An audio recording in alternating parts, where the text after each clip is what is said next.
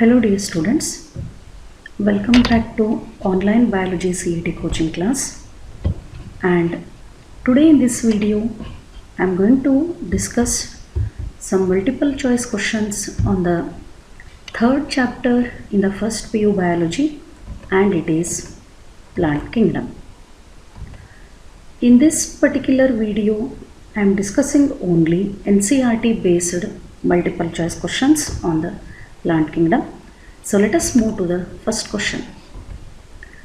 Bryophytes are amphibians. This is the question, and the options are because they require a layer of water for carrying out sexual reproduction, they occur in damp places, they are mostly aquatic, and fourth option is all of the above. It is direct question with respect to the characters of bryophytes. So bryophytes, as you know, they are commonly called the amphibians of plant kingdom. What is the reason? After algae, the bryophytes are the first plants started growing on the land, because algae are adapted to aquatic mode of life and bryophytes started growing on the land.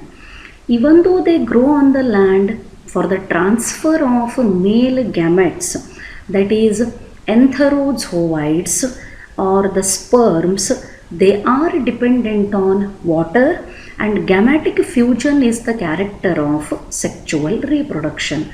Therefore, the right answer for this question is option 1. They require a layer of water for carrying out sexual reproduction. Bryophytes, even though they grow on the land, but they require water compulsorily for the transfer of male gametes into the archegonium. What is that archegonium? Archegonium is the female sex organ in case of bryophytes, and antheridium is the male sex organ in bryophytes. The male gametes are flagellated, they are motile, they swim in the water and they reach the archegonium, and inside the archegonium the female gamete egg is present, so that to complete the reproductive phase, here the two terms I have used in the answer, reproductive phase and vegetative phase. During vegetative phase, the body just grows, and during reproductive phase, the gametic formation, gametic release and gametes fuse with each other. Fusion between the male and female gametes is nothing but sexual process is fertilization, and it is part of sexual reproduction. Therefore, as they require water for carrying out sexual reproduction, the bryophytes are called amphibians of the plant kingdom. So the right answer for this question is option 1. Then moving to next question. Pteridophytes differ from mosses or other bryophytes in possessing. The question is given in comparison with the bryophytes and the character of pteridophyte. Which character of the pteridophyte differentiates them from the bryophytes? And the given options are independent gametophyte, well-developed vascular system, archegonia, flagellated spermatozoids. So which character is differing from mosses or bryophytes in case of the pteridophytes? See, the pteridophytes are characterized by the presence of vascular tissues. What is that vascular tissue? Xylem and phloem. Bryophytes are non-vascular plants. Bryophytes do not contain xylem and phloem, even though they grow on the land, but bryophytes lack the xylem and phloem. That is why the bryophytes are called, what is the common name? Apart from amphibians of the plant kingdom, the bryophytes are non-vascular plants. Non-vascular means they are without xylem and phloem. So xylem and phloem are completely absent in the bryophytes. Then what about the remaining characters? They contain independent gametophyte, which is very much character of bryophytes. Archegonia is the female reproductive part or the female sex organ, and in the previous question only I explained the male gametes are flagellated and they are called spermatozoites. So which character is unique for the pteridophytes and not found in the bryophytes? One more term here mentioned is mosses. Mosses are nothing but higher bryophytes. So bryophytes are divided into actually 3 groups, but in your syllabus you have studied about only 2 groups, liverworts, then mosses. But in between liverworts and mosses, one more group is there, hornworts. Rixia and Marchantia are examples for liverworts. Anthoceros is example for the hornwort. Then Finaria, Polytrichum, Sphagnum, all these are belonging to the mosses. And mosses are superior bryophytes in comparison with liverworts and hornworts. And the right answer for this question is the presence of well-developed vascular system. The pteridophytes are characterized by the presence of well-developed vascular system. So let us have a look on the details of explanation with respect to answer. Algae, bryophytes and pteridophytes, all of them are called cryptogams. They are called cryptogams, but out of them algae and bryophytes are lower cryptogams as they do not possess the vascular tissues, that is xylem and phloem. The xylem and phloem are absent in algae as well as bryophytes. Whereas in case of the pteridophytes, vascular tissue system is well developed. So these pteridophytes are called higher cryptogams, or they are also referred as cryptogams. See, one more very important term to remember.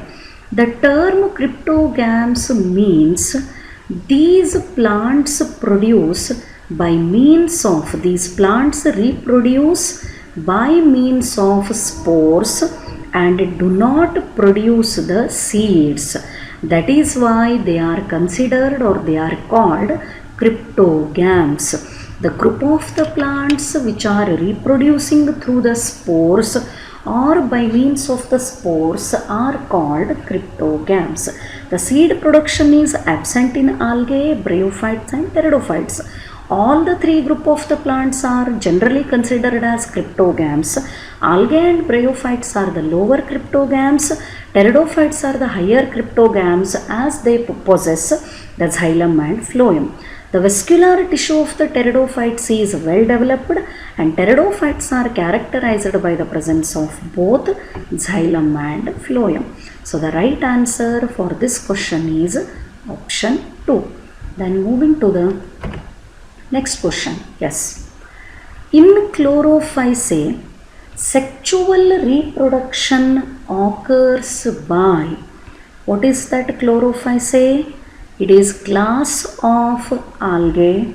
The members are commonly called green algae. The chief photosynthetic pigment is chlorophyll A along with the chlorophyll B is present.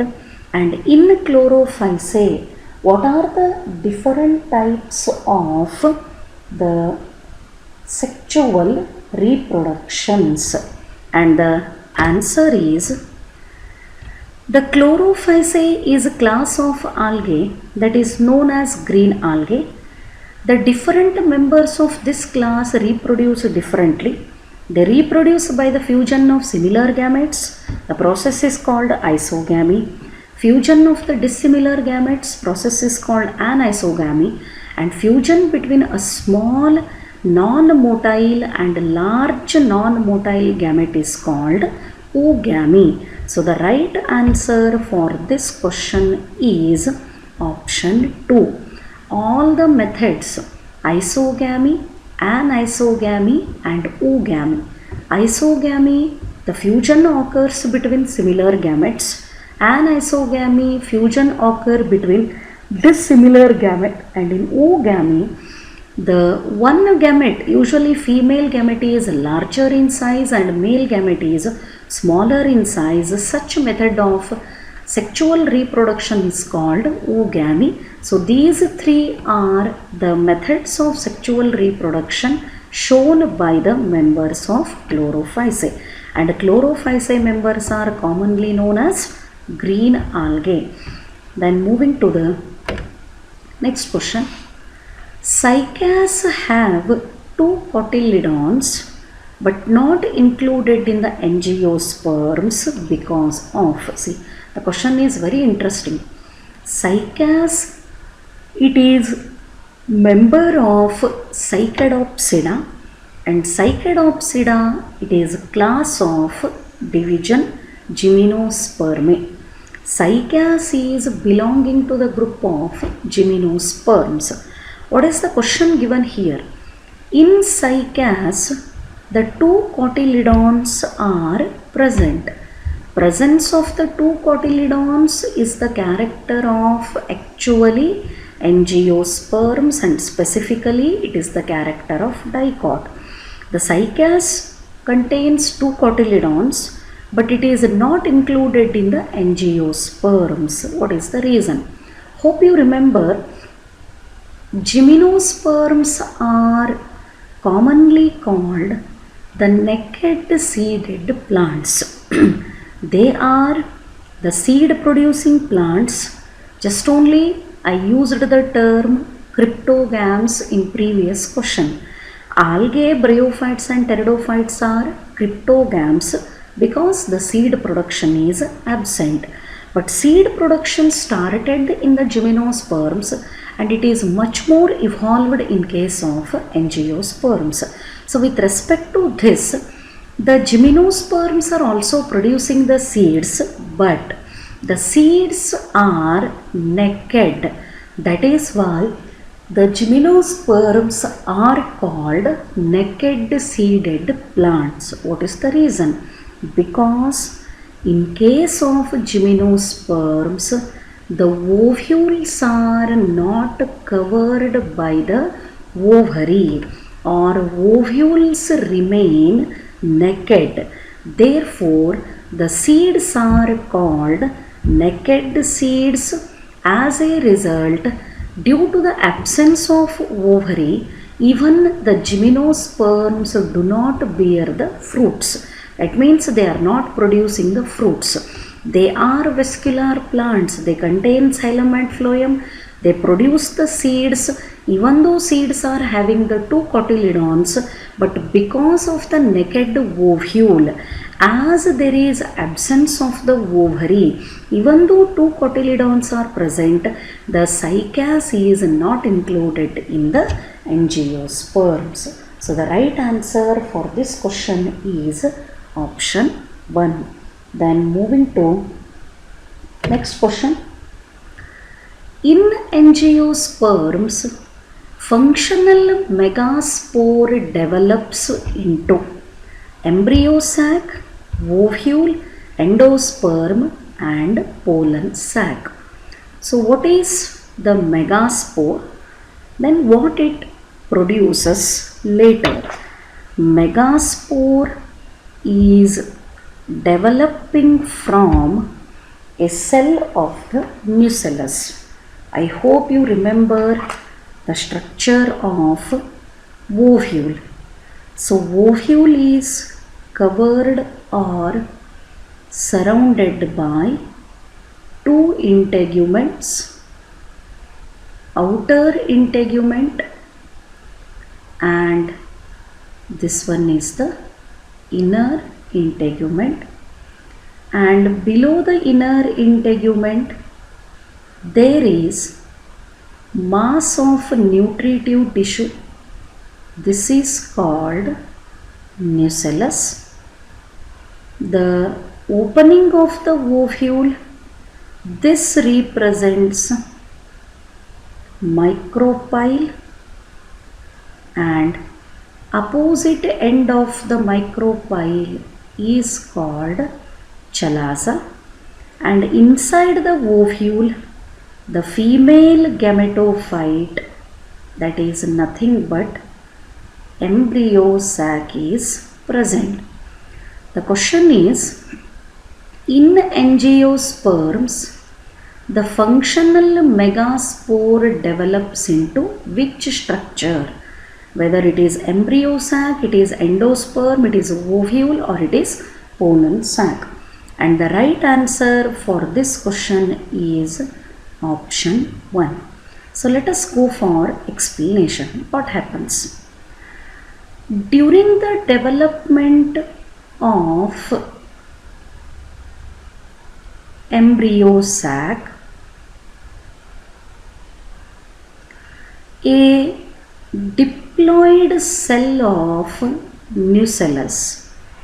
The cells of the nucellus are in the diploid condition. A diploid cell of nucellus near micropyle, that means towards the micropyle, it functions as the functional megaspore. A diploid cell near the micropyle, it functions as functional megaspore. So let us consider, this is diploid megaspore. From which structure it is developed? It is produced from the nucellus, and cells of the nucellus are diploid in condition, so that the functional megaspore is also in the diploid condition. What happens? This undergoes meiosis,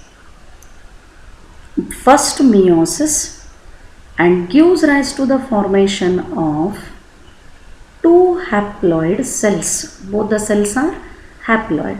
Now both the cells undergo meiosis 2 and gives rise to the formation of a group of the 4 haploid cells, and all of them are arranged one above the another. And this structure, where the 4 haploid cells are arranged one above the another, it is called linear tetrad. And 4 cells are present in the linear tetrad. Among the 4 cells, from one cell of linear tetrad, the finally embryo sac develops. From the one cell of linear tetrad, finally embryo sac develops, and this embryo sac is called monosporic embryo sac, because the embryo sac is developing from how many cells? Only one cell. Actually there are 4 haploid cells. Among the 4 haploid cells, 3 will degenerate. That means they are further removed. From only one cell the embryo sac develops. Such embryo sac is called monosporic embryo sac. Therefore, the functional megaspore, it finally develops into embryo sac, and that embryo sac. So what is the condition of embryo sac in angiosperms? The mature embryo sac in angiosperms is 7-celled and 8 nucleated structure. it is 7-celled and 8 nucleated structure. What are those 7 cells? Towards the chalaza, 3 antipodal cells are present. All the 3 are antipodals. And what is this end? This is chalaza. In the center of embryo sac, one larger central cell is present, and this is central cell.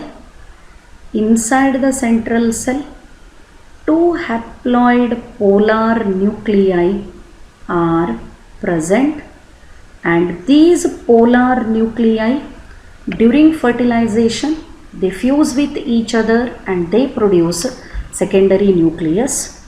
And at the micropyle, the egg apparatus is present. The structure what I am drawing, this is synergid, and above the synergid, the female gamete egg is present. So these two are the synergids.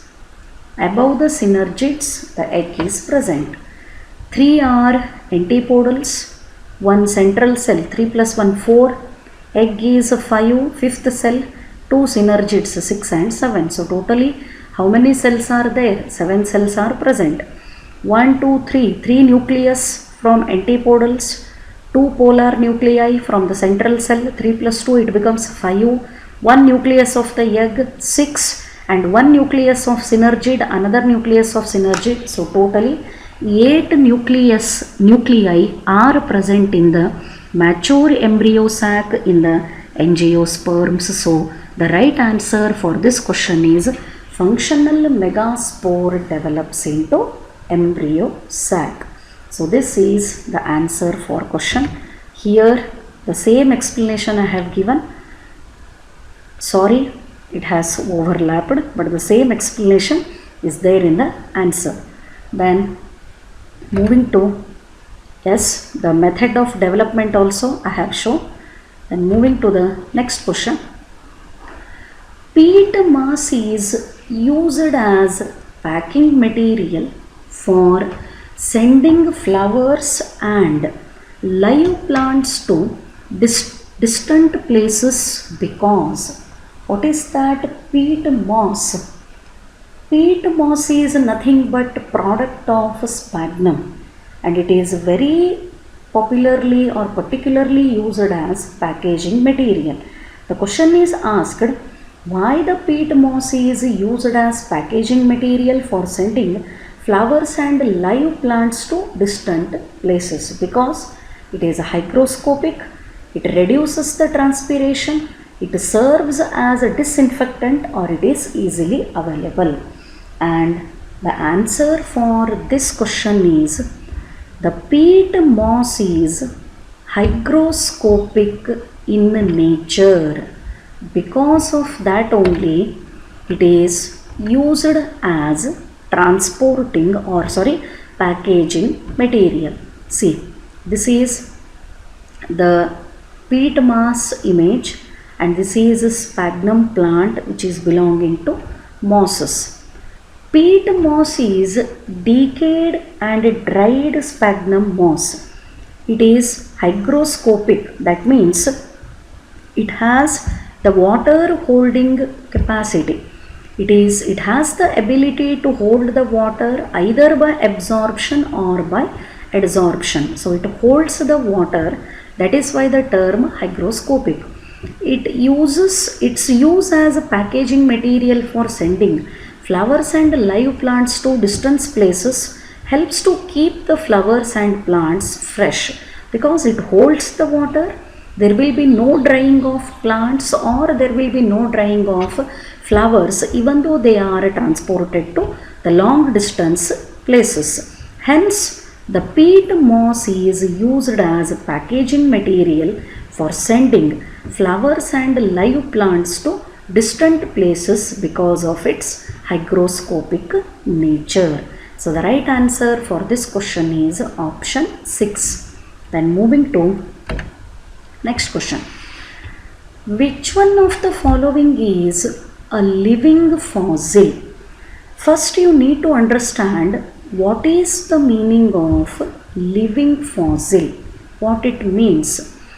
Living fossil means only one member of that group is living or present on the earth, and remaining members have become extinct.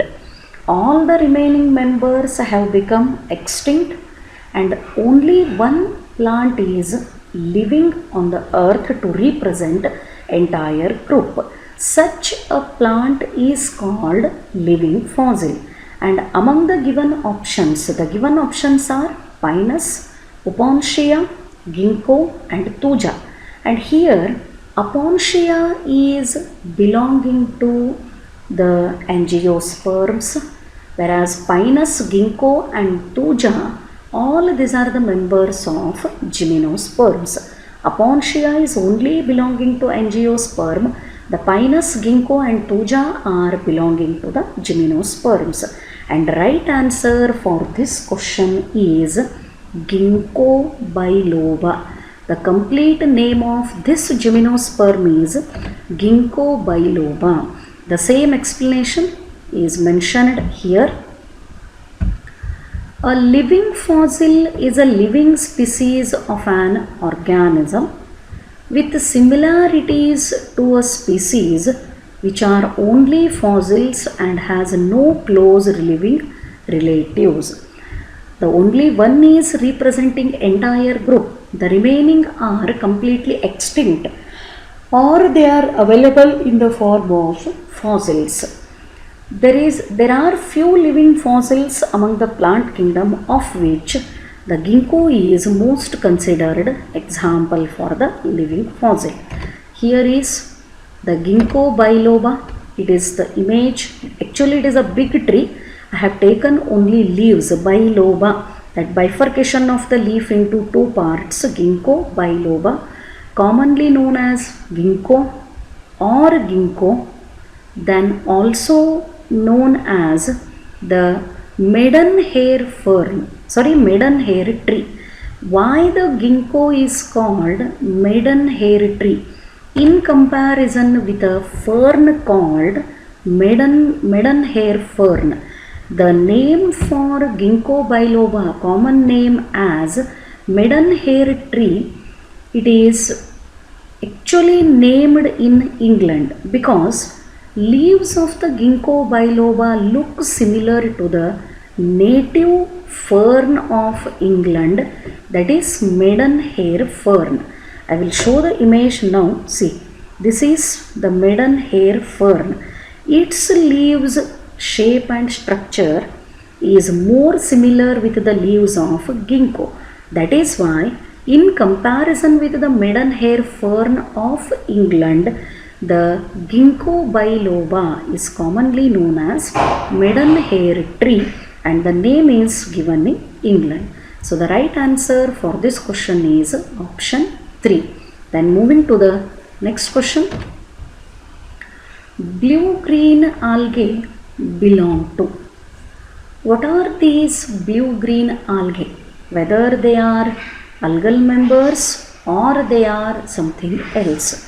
So blue-green algae, hope you remember, it is the common name of cyanobacteria.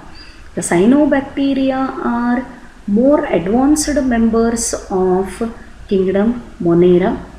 The color blue and green is with reference to their pigmentation, and they are compared with that of algae for having those features.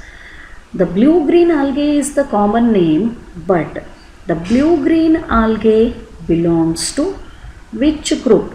Whether eukaryotes, rhodophysae, chlorophysae or prokaryotes.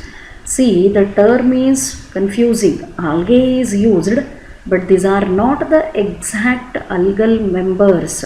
These are the cyanobacterial members and all the members of kingdom Monera. Cyanobacteria is also belonging to kingdom Monera. So the right answer for this question is all of them are prokaryotes.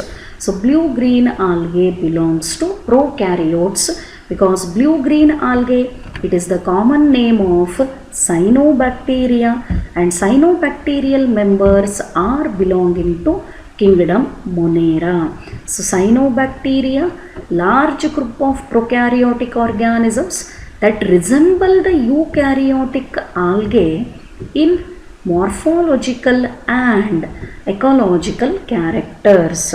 Here are the some examples of blue-green algae: nostoc, oscillatoria and anabena. The speciality of the blue-green algae. What is the unique feature of blue-green algae? Members of blue-green algae are having a specialized cell called heterocyst. The members of blue-green algae, they contain heterocyst, and with the help of heterocyst, they fix atmospheric nitrogen. That is why the members of cyanobacteria are used as biofertilizers, as they have capacity to fix the atmospheric nitrogen. They are used as biofertilizers.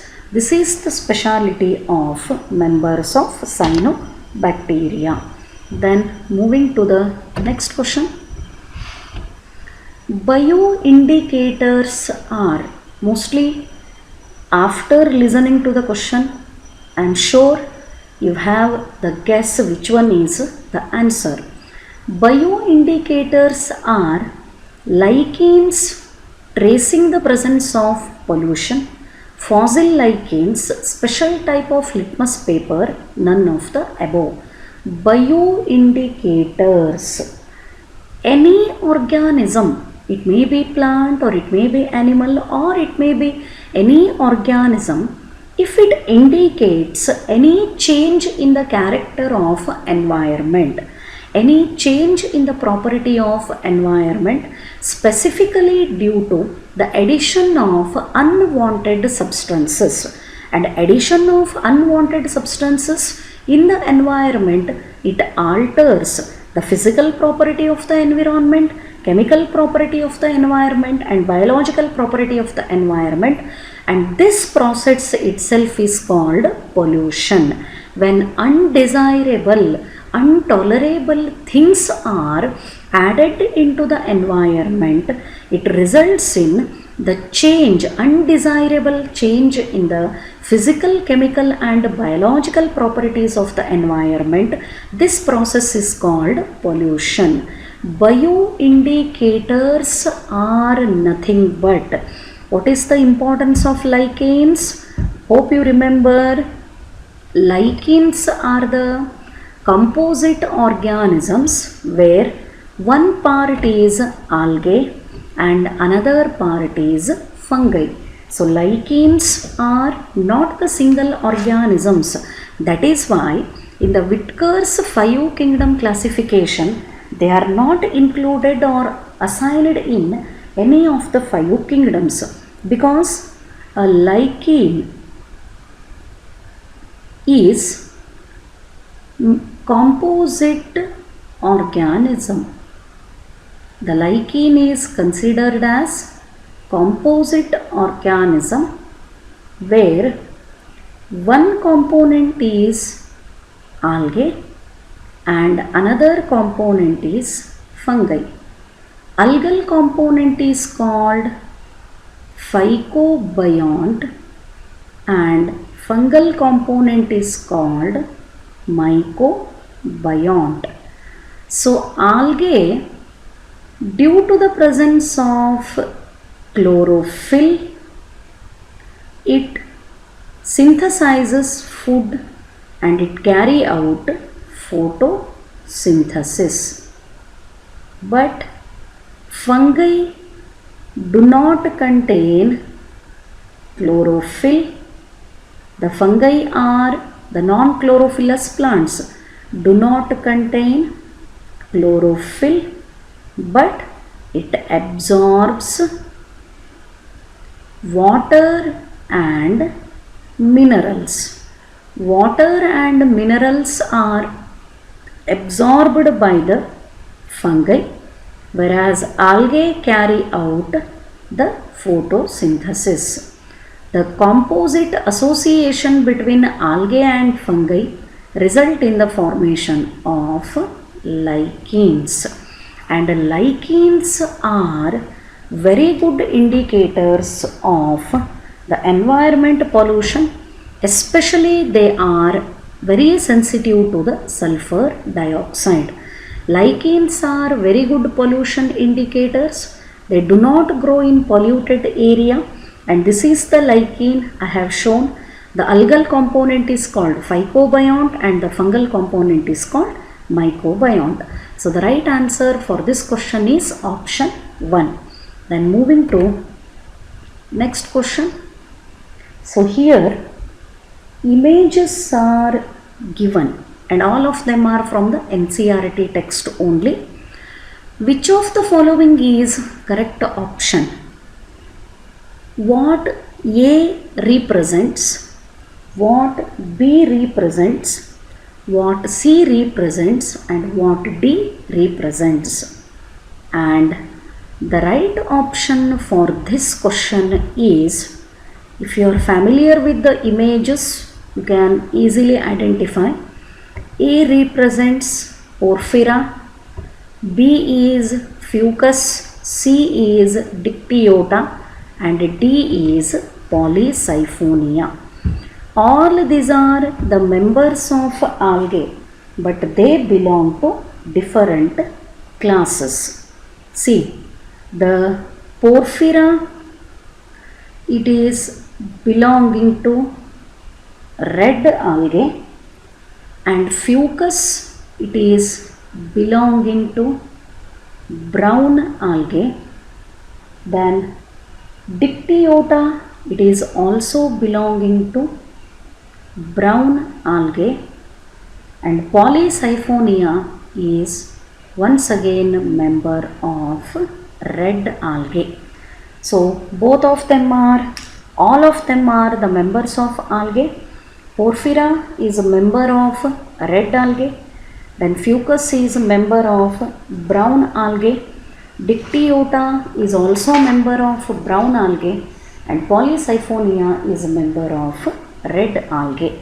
So rhodophyceae and phaeophyceae members are given in the image, and the right answer for this question is option 1. The next question. What is true about male and female gametophyte in the plant kingdom? The question is, what is true about male and female gametophyte in the plant kingdom? And the given options are, in bryophytes and pteridophytes, they have independent free living existence. The term is with respect to male and female gametophyte and how it is in the bryophytes and pteridophytes. In bryophytes and pteridophytes, they have independent free living existence. In gymnosperms and angiosperms, they have no independent free living existence. Option 3, both 1 and 2. In bryophytes and pteridophytes. Let's moving to the next question. What is true about male and female gametophyte in plant kingdom? So here, with respect to the plant kingdom, the question is asked with reference to the male and female gametophyte. So in case of bryophytes and pteridophytes, the gametophyte is, in case of bryophytes, the gametophyte is a dominant phase, whereas in case of pteridophytes, sporophyte is the dominant phase. Which phase is dominant? Apart from that, in bryophytes and pteridophytes, they have independent free living existence. It is true.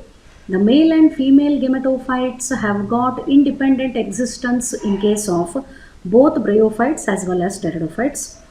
In gymnosperms and angiosperms, they have no independent free existence.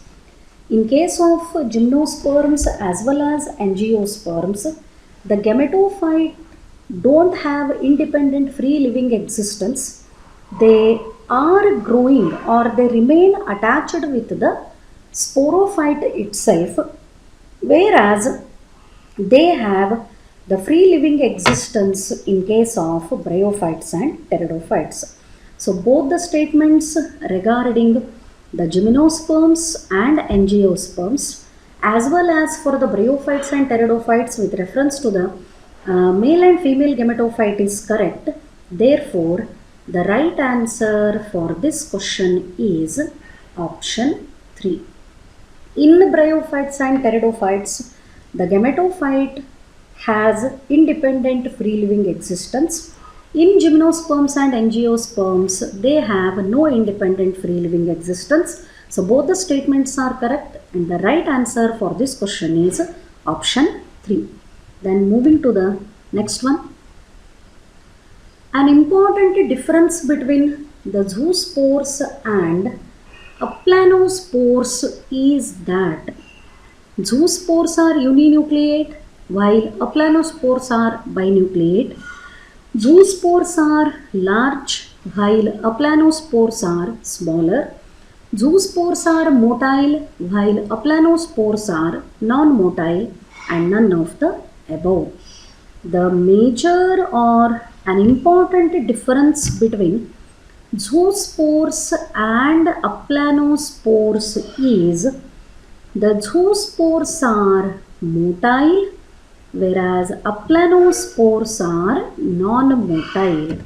They are the asexual spores produced during asexual reproduction in case of algae and fungi. They are formed from a part of the protoplast of a vegetative cell. Zoospores are flagellated. Because of that reason they are motile, and germination they gives rise to the new plants. And aplanospores are non-motile. Here is the image of aplanospore of Spirogyra, which is an algae, and it is the zoospore of Chlamydomonas, which is also an algae. In the zoospore, you can see the presence of flagella, and due to the presence of flagella, the zoospores are motile in nature, whereas for the aplanospore, no locomotor structure or flagella is absent. Therefore, aplanospores are non-motile. So the right answer for this question is option 3. Moving to the next question. Endosperm of gymnosperm is very important question. The options are haploid, triploid, diploid, tetraploid. Haploid means having single set of chromosome. Diploid means 2n having double set of chromosome. Triploid means having 3 sets of chromosome represented by 3n. Tetraploid means having the 4 set of chromosomes represented by 4n. N for haploid, 2n for diploid, 3n for triploid, and 4n for tetraploid. This is called ploidy. What is the meaning of ploidy? Here I am using one term to elaborate the terms like haploid, diploid, triploid, and tetraploid. The term I am using is ploidy. Ploidy means, so let me clear this one. So once again I can write it properly. The ploidy means total sets of chromosomes present in an organism. If you go through the questions of NCERT, after the completion of theory, there you will come across the term ploidy present in an organism. What is the total number of chromosomes? With respect to that, if single set is present, it is haploid represented by small n. If double set is present, represented by 2n. If triple sets are present, represented by 3n. If 4 sets are present, it is represented by 4n. And 4n is called tetraploid. With respect to the number of chromosomal sets in an organism, the condition or the term used to describe is ploidy.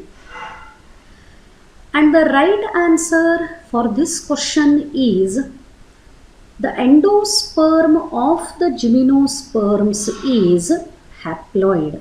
So this one is the right answer. Then question is, why it is haploid and where do you find the triploid endosperm? See, the triploid endosperm is the product of double fertilization. Double fertilization, it occurs in angiosperms. The double fertilization is occurring in the angiosperms. As a result, the triploid endosperm is produced in case of angiosperms. And how it is formed?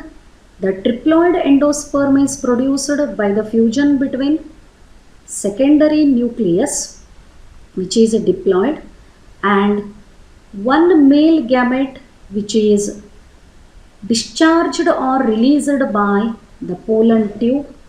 So male gamete will be haploid. 2n plus 3n, 2n plus n, it gives rise to the formation of pen, that is primary endosperm nucleus, and it is triploid. And finally, primary endosperm nucleus, it develops into endosperm, so that endosperm is also triploid in nature in case of angiosperms. And this secondary nucleus is a product of fusion between two haploid polar nuclei. The two haploid polar nuclei fuse with each other. That gives rise to the formation of secondary nucleus. Secondary nucleus combines with one of the male gametes which are discharged by the pollen tube, because one has fused with the egg to produce the zygote, and remaining one fuses with the secondary nucleus to produce the pen, which is a triploid in condition. And pen gives rise to the development of endosperm. And here is the answer. The endosperm of gymnosperms is haploid. It is pre-fertilization tissue. Why the endosperm is haploid? Here I will highlight the things so that you can clearly see the answer. The endosperm in gymnosperms, the endosperm in gymnosperms is pre-fertilization tissue. Pre-fertilization tissue means produced before the fertilization itself. Before the process of fertilization only, the endosperm is produced. Therefore, endosperm of the gymnosperms is haploid in nature. Both the things you need to remember. The endosperm of the gymnosperm is a haploid structure. And why it is a haploid? Because the endosperm of the gymnosperms is the pre-fertilization tissue which is produced before the fertilization, hence it is haploid in nature. Whereas in case of angiosperms, the endosperm is post-fertilization tissue and it is triploid in nature. For more clarity, these are the images of endosperm in gymnosperm, and the example taken is Ginkgo biloba, which is a living fossil. This is the endosperm and it is haploid in nature, and this is embryo. And in case of angiosperms, This is the endosperm, and in the center, whatever the structure you can see, that represents embryo. Why the endosperm of gymnosperms is haploid? The reason to remember is it is pre-fertilization tissue produced before the fertilization. Hence, in gymnosperms, endosperm is haploid condition. Then moving to the next question. When pollen of a flower is transferred to the stigma of another flower of the same plant, this pollination is referred to as. Very interesting question. So, what is the condition given here? When the pollen of a flower is transferred to stigma of another flower, but both the flowers are produced on the same plant, and this pollination is referred to as. So first let me describe what is pollination, then I will elaborate what are the different terms for the reference with pollination. See, pollination is a process, and during pollination the pollen grains, what is pollen grain? The pollen grain represents male gametophyte. The pollen grain represents male gametophyte. The pollen grains are transferred to the stigma. Stigma is part of the carpel, or the stigma is part of carpel. See, this is stigma, this one is style. Inside, style is connected to ovary, and inside the ovary ovules are present, and all these parts are located on the thalamus. This is stigma. When pollen grains are transferred to the stigma, the process is called pollination. Here the condition is given. What is happening in the given question, or what is the condition in the given question? This is one plant. Here is one flower with anther and with stigma. Let us mark this flower as A, and this is another flower of the same plant, and let us mark this flower as B. What is the given condition? The pollen grains of one flower are transferred to the stigma of another flower. If we take the flowers as A and B here, from A flower the pollen grains are transferred to the stigma of B flower. But what is the condition? Both the flowers are produced in the same plant. Both the flowers are produced in the same plant, and this becomes self-pollination. And the proper term or the specific term to describe this condition is geitonogamy. It is a type of self-pollination in which the pollen grains of one flower are transferred to the pollen grains of another flower, but both the flowers are born on the same plant. This kind of self-pollination, it is a specific type of self-pollination, and it is known as geitonogamy. Autogamy is called self-pollination. Allogamy is called cross-pollination. Xenogamy is also nothing but cross-pollination. Let me elaborate what exactly happens in the xenogamy. So in case of xenogamy, let us elaborate. In case of xenogamy, which is also a type of pollination, but it is cross-pollination. It is not self-pollination. What happened in case of self-pollination? Pollen grain of one flower is transferred to the stigma of another flower, but both the flowers are born on the same plant. But in case of xenogamy, the condition is totally opposite. Say, this is one plant. Here, it has produced the flower. Just for proper understanding purpose, I am drawing the diagrams like this.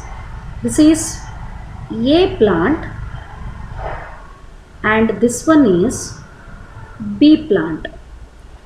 Both the plants have produced the flowers. So both the plants have produced the flower. But what is happening here?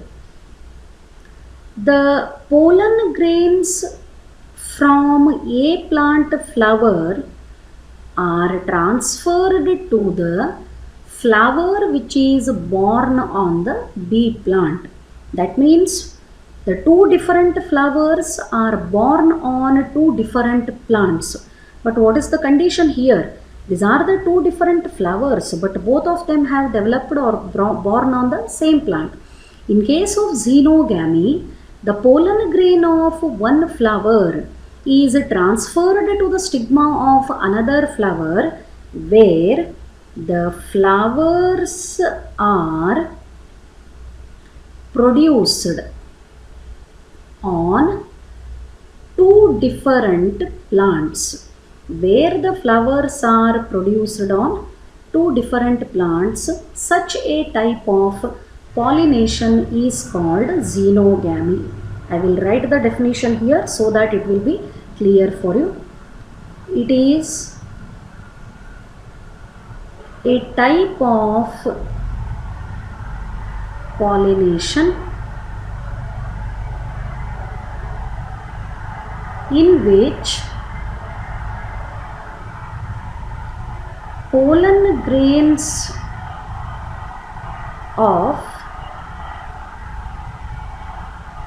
one flower are transferred to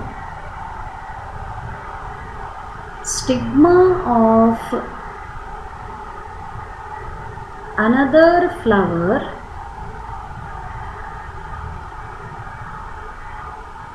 produced by two different plants. Both the flowers are produced by two different plants. Such a type of pollination is called xenogamy. If both the flowers are produced by the same plant, if the pollen grains of one flower are transferred to the stigma of another flower, where both the flowers are produced on the same plant, that kind of the pollination is called geitonogamy. If two flowers are produced by two separate plants, if the pollen transfer occurs, it is called xenogamy. So this is the answer, and here is the one simple image to show the geitonogamy. Then moving to next question. When pollen tube enters through the funiculus or integuments, it is called porogamy, chalazogamy. The spelling mistake is there. You please make it correct. Here it is mesogamy. That M is missing. Let me clear this one. It is third option in the given question is mesogamy. The term is mesogamy. That M is missed. What is the process called? See, when pollen tube enters through the funiculus or integument, what happens? When pollen grain is transferred to the stigma, it undergoes germination, and from the pollen grain, the pollen tube is produced. That pollen tube carries two haploid male gametes which are produced from generative cell of the pollen grain, and those male gametes should be discharged into the embryo sac to execute double fertilization. It is also followed by triple fusion. Along with the double fertilization and triple fusion. When pollen tube enters through the micropyle, it is called porogamy. When pollen tube enters through the chalaza, it is called chalazogamy. Isogamy is unrelated term, and isogamy refers to fusion between morphologically similar gametes. So which one is the right answer? When pollen tube enters through the funiculus or integument, it is called mesogamy. Entry of pollen tube through the integuments or the funiculus, it is called, funicle means stalk of the ovule. The stalk of the ovule is called funicle. When it enters through the funicle or integuments, it is called mesogamy, and this type is observed in case of cucurbita, that is Sauthekai. The process of two more terms. The process of entry of pollen tube into the ovary through the micropyle is called porogamy. Example, most of the angiosperms. In almost all the angiosperms, maximum angiosperms, the porogamy is observed. When pollen tube enters through the chalaza, it is called chalazogamy, and example is betula. The same here I have shown with the help of image. This is the complete structure of ovule with the embryo sac. The ovule stalk is called funiculus, stalk of the ovule. The pore where integuments are not attached, it is called micropyle, and these protective coverings of the ovule, they are called integuments. The nutritive tissue which is present in the ovule is called nucellus. In the center of the nucellus, the mature embryo sac is present, which is a 7-celled and 8-nucleated structure. This end is micropyle and opposite end is chalaza. See here, when the pollen tube enters through the micropyle, this pore is micropyle, the process is called porogamy. When pollen tube enters through the chalaza, opposite to the micropyle, first entry is through the chalaza, it is called chalazogamy. When the pollen tube enters into the ovule through the integuments or through the funiculus, it is called mesogamy. And in the given question, the asked question is when pollen tube enters through the funiculus or integument, it is called mesogamy. Then moving to the next question. Reindeer moss is a common name of which moss is commonly called reindeer moss? The moss answer for this question is the Cladonia rangifera. Cladonia rangifera, it is the commonly known as reindeer moss. I will show the image. This grows, the detailed explanation it is given, and don't get confused with the name moss. It is not a bryophyte. Actually, reindeer moss is a lichen. It is a composite plant of algae and fungi. Don't get confused with the term as it is referred as moss. It is a lichen which is combination of algae and sharing symbiotic relationship, forming new plant with the fungi. It rarely reaches more than 17 centimeters in height. Reindeer, which is also called Karibo, Himasaranga, Kannada name for this one is Himasaranga. They are very specifically characterized by their branched horns. So this is Himasaranga, image of the reindeer or Karibo, or the Kannada name Himasaranga. Can smell the lichen through the snow. even it is grown below the snow, it can smell the lichen, that is Cladonia rangifera, and bow down to eat it.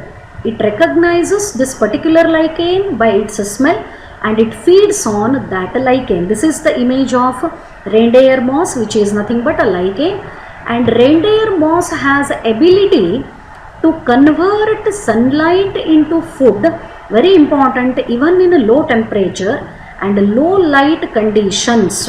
It is not only not easily damaged by the frost, even though the ice is covered, even though very less light is available, this lichen is able to synthesize the food and even it is not damaged by the frost. This is the speciality of reindeer moss, as it is specifically recognized by reindeer, therefore it is referred to as reindeer moss. So moving to the next one, remember it is not a moss, it is not a bryophyte, it is a lichen species, Cladonia rangifera or rangifera, both can be pronounced. Then, which of the following correctly explains why Rhodophyta exhibit a red color? What is that Rhodophyta? They are the members of algae. They are red in color or they exhibit red color. What is the reason? Instead of other discussion, here I will go for the direct answer and I will elaborate the answer. The wavelength of light that absorbed by the chlorophyll are passed to R-phycoerythrin or simply phycoerythrin, which is a red color pigment responsible for the red coloration of the Rhodophyta members. See, these members, they absorb the blue-green coloration, visible spectrum light radiations, especially blue-green radiations are completely absorbed, which are on the surface of the water body. They show the red coloration, which are away from the surface, either in the middle part or in the bottom of the sea water. They show the different colors like blue and green variations. Combination will be there, which are maximum exposed to the sunlight. They show the red pigmentation. Whatever the blue-green light in the visible spectrum is absorbed, it is all reflected and passed through the phycoerythrin, which is red pigment responsible for the red color of Rhodophyta members. So the right answer for this question is option 2. Then moving to the next question. This one is also very interesting and image is also very beautiful. I will show while explaining the answer. Red snow causing alga is. The question is, what is this red snow? Snow means ice. Then the question is, ice is white in color. Unless we put some colored liquid on that, it don't get any color. It is white in color. Then question is, why this snow or the ice, it shows red color? Sometimes it is also referred as blood snow or watermelon snow. Another name of red snow is blood snow or watermelon snow. When we cut the watermelon, whatever the color is observed inside the fruit, the same color is reflected or shown by the snow. That is why it is called watermelon snow. And the algae which is responsible for this particular coloration of the ice is Chlamydomonas nivalis. Then question is, Chlamydomonas is green algae. In the previous one question only I told in comparison with zoospores and aplanospores. Then what is the relation between Chlamydomonas and red color? The answer is, red snow is a phenomenon caused by Chlamydomonas nivalis, which is a main species of green algae. But this contains a secondary red carotenoid pigment. Green pigment is more dominating one, maximum present, but some red pigment is also present in the Chlamydomonas. and this pigment which is present in green algae, the red pigment present in the green algae is astaxanthin in addition to chlorophyll. Sometimes it is accumulated and it is exposed, and this provides the red appearance for the snow. That's what, see, the color is somewhat similar to the watermelon. Edges are white and here and there red patches can be very clearly seen, and this is because of the red pigment which is present in the Chlamydomonas nivalis, but the main dominating pigment is chlorophyll. Due to that red pigment only, the snow, it exhibits red color, and it is caused by Chlamydomonas nivalis. So the answer is Chlamydomonas nivalis. Other names to remember: watermelon snow or blood snow. Then moving to next question.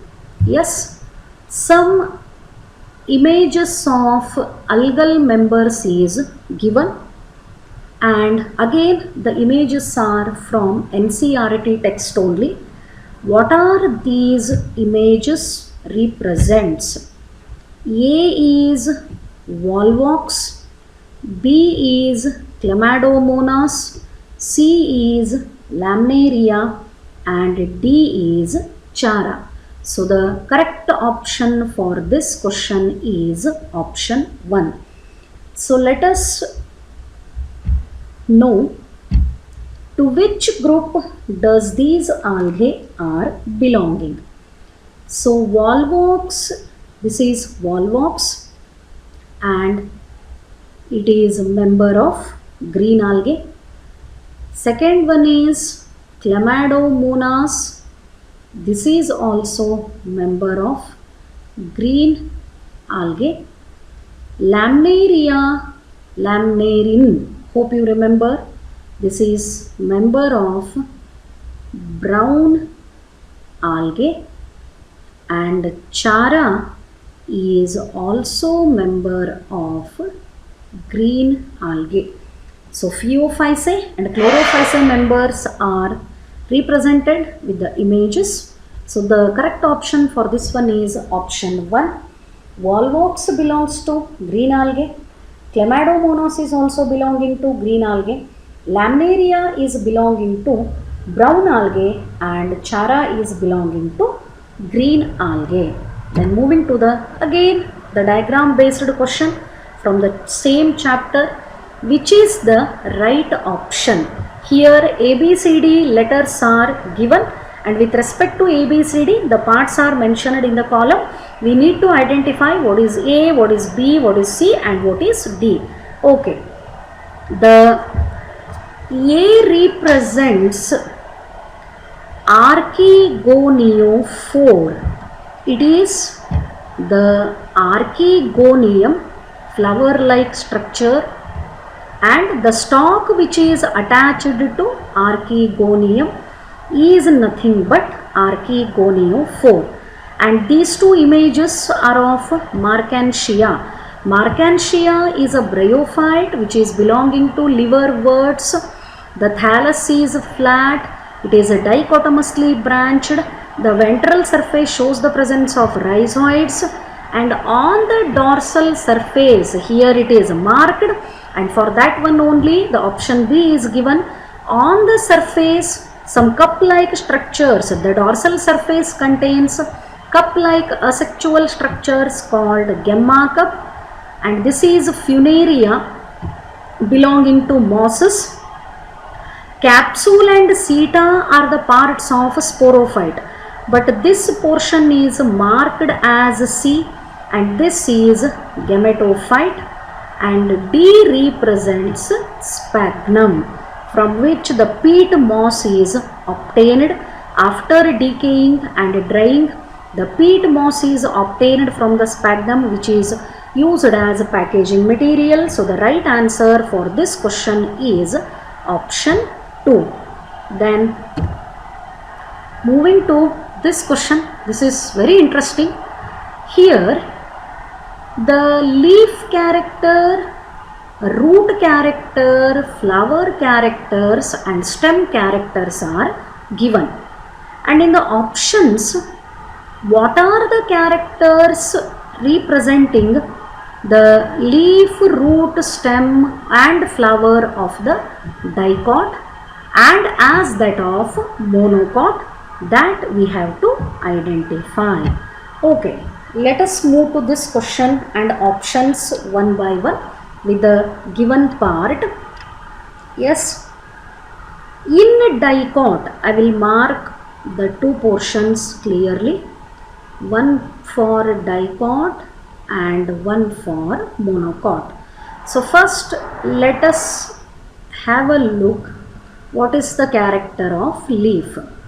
So in the dicot leaf, type of the venation found, it is reticulate venation. So leaf of the dicot, it shows reticulate venation. In the image, this is reticulate venation. So A becomes the character of dicot. So what happens to B, or what is the condition of B? So B leaf is shown like this, and here the lines are marked like this. This is called parallel venation, and parallel venation is the character of monocot. So B becomes monocot character and A is the dicot character. With respect to root, in case of dicot root, the condition is, see, this is outermost layer called epiblema. This is endodermis, innermost layer. Here the 4 patches of xylem, exactly 4, not more than 4. 4 patches of xylem and 4 patches of phloem. So exactly this is the xylem and this one is phloem. How many xylem and phloem patches are present? Exactly 4 patches. And look at the image. This is one patch of phloem, this is another patch of phloem, this is third patch and this is fourth patch. And here this is one xylem, this is second xylem, this is third xylem and this is fourth xylem. So tetrarch condition, tetrarch means 4 patches of xylem and 4 patches of phloem. If xylem and phloem are present exactly in the 4 patches, this is the character of dicot. So C is the character of dicot. Whereas in case of monocot, number of xylem and in short XY and pH for the phloem. Number of xylem and phloem patches is more than 4. So the condition becomes polyarch. When the number of xylem and phloem patches are more than 4, the condition is called polyarch, and polyarch condition is the character of monocot. So D is the character of monocot. Then vascular bundles of the stem. So have a look on the stem condition. In the dicot, the vascular bundles are arranged in one ring. What is a vascular bundle? It is the bundle of xylem and phloem. Why it is called vascular bundle? Because xylem and phloem are called vascular tissues. As they supply food and water, the vascular tissues, xylem and phloem are called vascular tissues because they are supplying food and water. Here always this is phloem towards the outside and this one is xylem. In between xylem and phloem, this is the phloem and this is xylem. They are separated by a meristematic tissue called cambium. In which stem I am talking? I am talking with respect to dicot stem. In the dicot stem, the xylem and phloem are separated by cambium.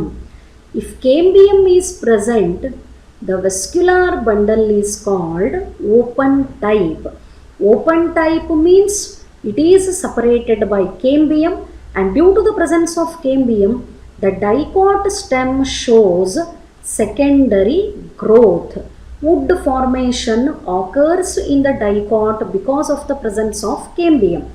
So therefore here F becomes the character of dicot, and in the monocot you can see here in case of monocot, vascular bundles have random distribution, no specific arrangement. Wherever they want, they are distributed. And important point is cambium is absent. Cambium is absent in case of monocot. That is why in any monocot, if you consider, there is no production of wood. ಯಾವುದೇ ಮೊನೋಕಾಟನ್ನು ನೀವು ತಗೊಂಡ್ರೆ ನಿಮಗಲ್ಲೇ ಕಟ್ಟಿಗೆ formation ಸಿಗಲ್ಲ, because of the absence of cambium. Wherever the cambium ಇದ್ದರೆ ಅಲ್ಲಿ secondary growth ನಡೀತದ, and secondary growth ಆದಾಗ ಅಲ್ಲಿ ವುಡ್ ಫಾರ್ಮೇಷನ್ ಆಗ್ತದೆ. But monocot stem is without cambium, and such vascular bundle is called closed vascular bundle. So E, the stem character E is of monocot. Then flowers. This is the direct question, and I explained in the characters of angiosperms. Trimerous, exactly 3 parts in the flower. 3 parts in the flower, trimerous. It is the character of monocot. Tetramerous or pentamerous. Pentamerous means 5 parts. Tetramerous means 4 parts. Presence of 4 parts or 5 parts in the flower, it is the character of dicot. So with respect to this, A is a dicot character, C is dicot character, then A, B, C, D, F is a dicot character, H is a dicot character. So B, D, E and G are the, there is G, E, yes, G, E, these are the characters of monocot. So the right answer for this question is option A. So option A is the right answer, showing the leaf, root, stem and flower characters of dicot and monocot. AC, FH show the characters of dicot, leaf, root, stem and flower, whereas BD, EG show the characters of leaf, root, stem and flower of the monocot. So moving to the next question. Consider the following 4 statements. The sporophyte in liverworts is more elaborate than in mosses. Salvinia is heterosporous. The life cycle in all seed-bearing plant is diplontic. In Pinus, male and female cones are born on different trees. Which 2 statements out of the 4 are wrong? What are the 2 statements which are completely wrong in the given 4 options? See, the sporophyte in liverworts is more elaborated than in mosses. This is wrong statement, because mosses are the higher bryophytes than that of liverworts. Actually, in mosses, the sporophyte structure is more distinguished and more elaborated. So, the first point given with respect to the sporophyte of liverwort and mosses is wrong. What is the reason? In mosses, the sporophyte is more elaborated than liverworts. This is the right answer. That means right statement. in Salvinia is heterosporous. Yes, this statement is right. Salvinia is heterosporous. It produces two types of the spores, microspores and megaspores. Microspores on germination produces the male gametophyte and megaspores on germination produces the female gametophyte. The life cycle in all the seed bearing plants is diplontic. Only gametes are haploid structures. Only gametes are haploid structures, remaining are diploid.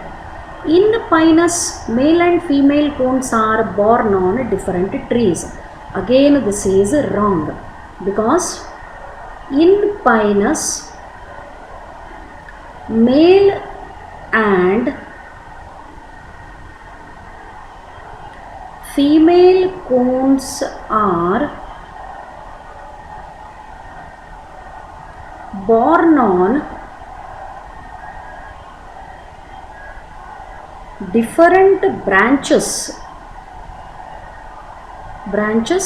on the same tree.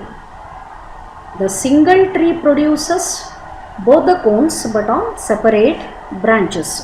So which one becomes right answer? The question is asked to identify. In the question it is asked to identify which two statements out of the four are wrong. First statement is wrong, fourth statement is wrong. So the right answer for this question is option 2. Then moving to the next one. Which one of the following is the major difference between mosses and ferns? Mosses are higher members of bryophytes and ferns are higher members of pteridophytes. Ferns lack alternation of generation while mosses show the same. No, in both the cases the alternation of generation is present. Mosses are facultative anaerobes while ferns are obligative anaerobes. Both of them are aerobes. They are dependent, compulsorily required oxygen for their existence. Vascular bundles of fern show xylem vessels while those of mosses lack it. This is also wrong statement. Mosses are without xylem itself, no question of xylem vessel. Sporophyte of ferns lives much longer as compared to the sporophyte of mosses. Yes, this is true because in ferns, that is pteridophytes, the sporophyte is the dominant phase in the life cycle, whereas in case of mosses, that is bryophytes, the gametophyte is the dominant phase. So that in case of the ferns, that is pteridophytes, sporophyte lives much longer than that of the sporophyte of mosses. So the right answer for this question is option 4. Yes, moving to the next question. Again, some images are given with respect to the pteridophytes and gymnosperms. What the image A represents here, A is Selaginella, which is belonging to Lycopsida. B is Equisetum, belongs to Spinopsida. Salvinia heterosporus. Then ginkgo is a gymnosperm. So first three are the pteridophytes and last one is the gymnosperm. So these are the names of the plants given in the image. Rest of the things with respect to NCERT based questions and questions from the previous competitive exams I will continue in the next video. Hope this explanation is clear for you. Thank you.